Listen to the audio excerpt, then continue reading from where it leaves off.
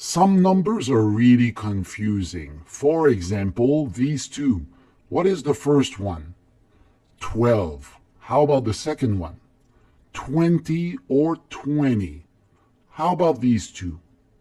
13 and 30, or 30, of course. There is a simple trick to help you. Listen for the stress. Here we go. Let me show you this. Okay. This. How about this and that? Okay. Now, maybe you don't understand yet, but here's the key. The stress is on the bigger number. You see the first one? You have 1 and 3. 3 is bigger than 1, so the stress is on the second part of the word. 13. What about the other one? You have 3 and 0, so the stress will be on the first part of the word 30. There you go. Now you have it. So let's try again to see if you understand stress. How about these two? The first one? 14. 40 or 40. 15. 50. 16. 60. 17. 70 or 70. 18. 80 or 80. 19 and 90 or 90. There you have it. You see, every time you have a bigger number, the stress is on the first syllable. If you have a smaller number with teen, the stress is on the second syllable. Let's move on to reading big numbers. Are you stressed? Probably yes. Can you read this number? It's not so easy, is it? Now, let's try something different. Can you read this number? Of course you can. It's 12. Good. How about this one? 150. Okay. This one. 214. Good. And finally, the last one. 792. Good. Now let's try again with the big number. Here's a trick for you. Put a word in each space. Aha! You see the spaces right here? Every time you have a space or a comma, put a word there. For example, in this case, you will put billion, million, and thousand. These are the words that you need to remember. So now you can read it easily. First one, 12 billion, 150 million, 214,792. And that's it. You were able to read it. Let's test your ability to read big numbers. What is this number right here? Can you read it? Remember, use the words in the spaces. So let's go together. 1 billion, 234 million, 567,890. What about this number? No help this time. Ha ha ha. Let's go. You can do it. 98 billion. 765 million. 432,100. Great. Big numbers can be hard to read, so here's what people do. Okay, so we already know this number. It is 7,500,000.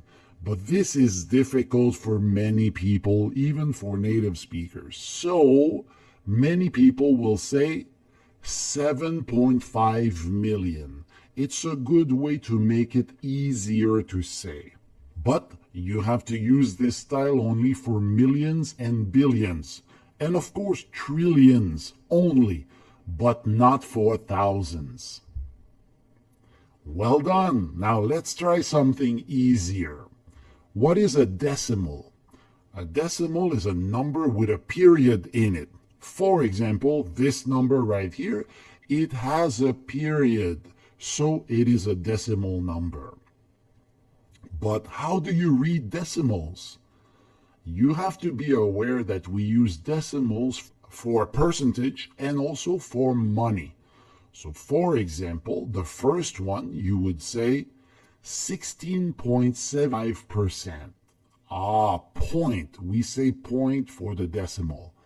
But for money, we don't say point.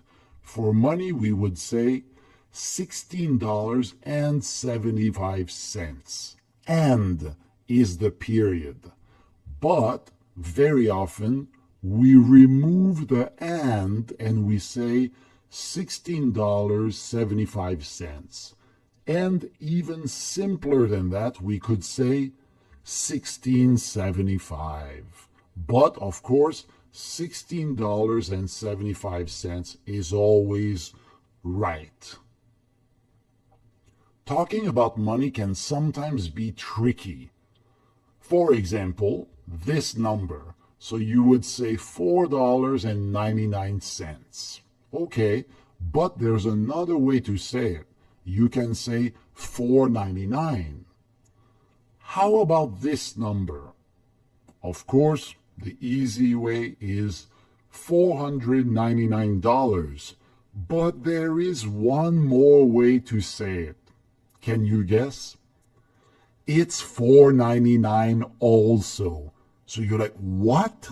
$4.99 is $4.99 and $499 is $4.99 too? Yes. And maybe you wonder how to know the difference. Well, it depends on context, of course. So if you say, hey, I bought a coffee for $4.99, of course it's $4.99. But if you say, I bought a new laptop for $4.99, it's going to be $499. Easy peasy. Let's move on to ordinal numbers. What is an ordinal number? It's a number within an order. For example, first and fourth. You've seen these numbers before with the small letters at a higher level right behind each number. We use these numbers when we talk about dates and when we talk about sports very often. Here are the ones that you should know. Let's go together. How do you say this one? You probably know first. How about this one? Second. Next one? Third. Good. And now, we go into the easy part. This one is fourth. 4 plus th. So first, second, and third are the only special cases. After that, it's all with th. So next one, how do you say it? Maybe you think it's fifth, but fifth is not a word. We say fifth. Sixth, seventh, eighth, ninth, and 10th. Good job. Now, how about this one? It follows the same pattern. It's not 10 first, it's 11th. This one, 12th. So you see, once again, 12, the VE changes to an F, 12th. And 13th, 14th, 15th, 16th, and so on. That's good. Now, how about this one? 20 becomes 20th or 20th, but 20th is much easier to say in my opinion. Watch out here because we have 20 plus number 1, so it becomes 21st, 22nd, 23rd, and after that it keeps going with th. We get to 30, so 30th, 31st, 32nd, 33rd, and finally 40th, 50th, 60th, and 70th, and so on. Fractions also use ordinal numbers. Not all of them. Here's how it works. So let's go with the basic ones first. So half, that's good. A quarter, that's okay. 3/4 is okay as well. But now let's use ordinal numbers. A third or 1/3. 2/3. A fifth or 1/5. A tenth or 1/10. There you have it. They also use ordinal numbers. But there's another way that you can read these fractions. You can say 1/2. Instead of saying half, you can say 1/2 or 1/2. The next one, a third, you could say 1/3 or 1/3. 2/3, 2/3. A quarter, 1/4, 1/4. 3/4, 3/4. A fifth, 1/5 or 1/5. And finally, a tenth, 1/10 or 1/10. Another important use for ordinal numbers is in dates. So for example, how would you say this date right here? Can you guess? I'm gonna write it in a simpler way right here. Are you ready? So we would say December 12th, 2023. So you see the year, we separate it into 20 and 23. So we cut it in half for the year, but you could of course say 2023. No problem with this. How would you say this date? Ready? January 1st, 2002. 2002. We don't say 22. Be careful with this because if you say 22, it sounds like 22. Okay? So we say 2002. Or you could, of course, say 2002. One more. How would you say this date? Ready? March 3rd, 2000. And the last one, how would you say it? You would say September 22nd, 2012. Or, of course, instead of 2012, you could say 2012. Addresses follow the same rule as the years in a date. Okay? So do you remember how to say this year right here? We just studied it.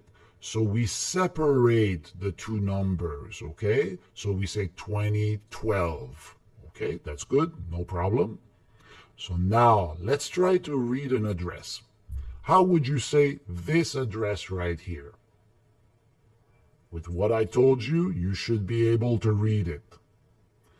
1290 Main Street, 1290. You wouldn't say 1290 Main Street. It sounds a little bit strange. Everybody would say 1290 Main Street. Here's another address for your practice. How would you say this address right here? Well, now maybe you're confused because you're like, there are not 4 numbers in the address. It does follow the same rule, however. So you would say 523 Elm Avenue. 523. And finally, phone numbers. They are similar to dates and addresses, but with a few twists, so you have to be careful with phone numbers. Let's start with an easy one. How would you say this phone number right here? You would say the first part, 825, and then you would split the second part. So you would say 3298. So you would say my phone number is 825-3298. But phone numbers often have other numbers. For example, how would you say this number? So you would say area code 347.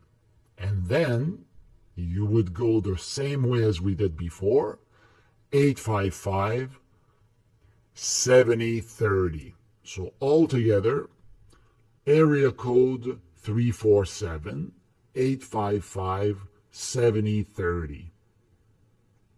And here's an even more difficult phone number. How would you say it? Start with 1. That's something we call the country code. Country code 1, and then area code 808 420 2240. So altogether, country code 1, area code 808 420 2240. It's time to test yourself. Now try to read the number without hesitation. Let's go. What is this number?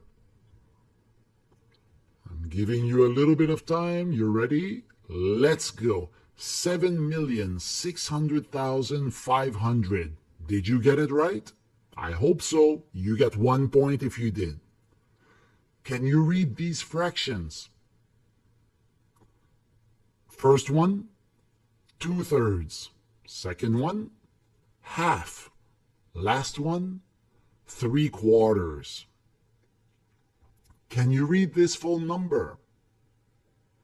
Oh, it's a difficult one. Let's go together.